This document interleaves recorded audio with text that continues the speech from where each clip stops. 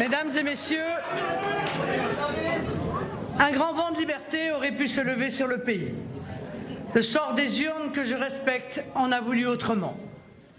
En dépit de 2 semaines de méthodes déloyales, brutales et violentes, similaires à celles que subissent au quotidien les Français, les idées que nous représentons arrivent à des sommets un soir de second tour d'élection présidentielle. Avec plus de 43% des voix, le résultat de ce soir représente en lui-même une éclatante victoire.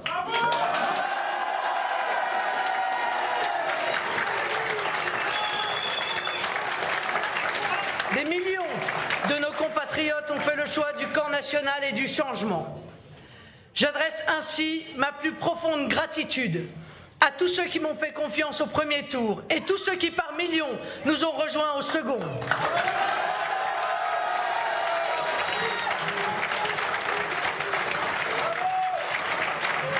Les remerciements vont tout particulièrement à nos compatriotes des provinces et des campagnes, mais également d'outre-mer, qui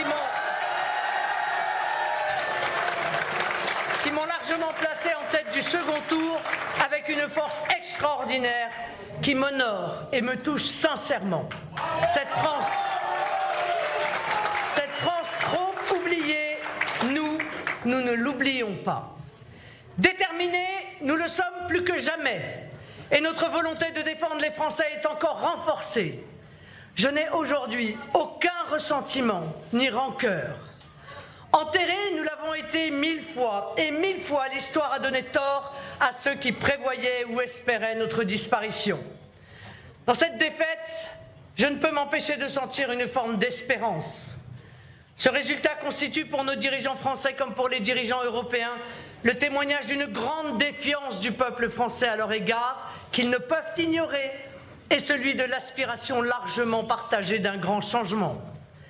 Les Français manifestent ce soir le souhait d'un contre-pouvoir fort à celui d'Emmanuel Macron, d'une opposition qui va continuer à les défendre et à les protéger face au délitement de leur pouvoir d'achat, face aux atteintes aux libertés, face à la remise en cause de nos services publics et de notre système social, face au recul promis par Emmanuel Macron de l'âge de la retraite, face à l'insécurité, à l'immigration anarchique et au laxisme judiciaire.